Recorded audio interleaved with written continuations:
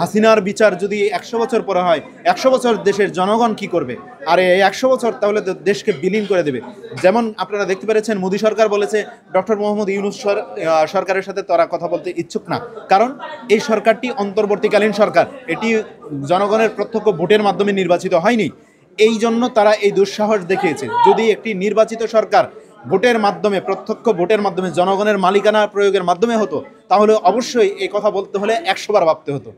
যে কারণে তারা কোনো ধরনের কোনো ভাবনা চিন্তা ছাড়াই ডাইরেক্টলি বলে দিয়েছে যে ডক্টর মোহাম্মদ ইউনূস সরকারের সাথে তারা কোনো সমঝোতায় আসতে চায় না।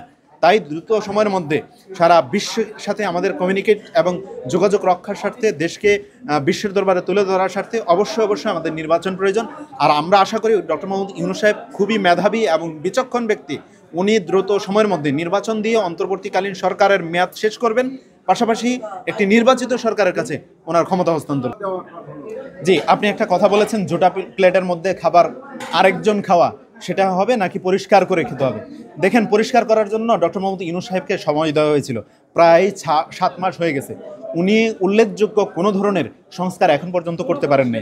আমরা দেখেছি উনি পলিথিন বন্ধ করেছেন, উনি গাড়ির হর্ন বন্ধ করার চেষ্টা করেছেন, উনি পুলিশ প্রশাসনের পোশাক পরিবর্তন করার চেষ্টা করেছেন, কিন্তু নির্বাচন এবং দেশকে সংস্কার করার জন্য কোনো ধরনের পদক্ষেপ উনি এখন পর্যন্ত করতে পারেননি। এটা ওনার ব্যর্থতা হিসেবে আমরা মনে করছি। তবে এর থেকে বেশি সময় ওনাকে দিলে দেশ অনিশ্চিত ভবিষ্যতের দিকে ঠেলে দেওয়া হবে। একজন সচেতন নাগরিক এবং রাজনৈতিকবিদ হিসেবে আমরা এই দেশকে অনিশ্চিত ভবিষ্যতের দিকে ঠেলে দিতে পারি না। অবশ্যই আমাদেরকে সেই জায়গা থেকে ফিরে আসতে হবে। একই সাথে এবং যে পরিস্থিতি বর্তমানে আছে, এই জায়গা থেকে একটা অন্তর্বর্তীকালীন সরকার, ভালো একটা নির্বাচন দেওয়ার মতো অবস্থা বর্তমানে আছে।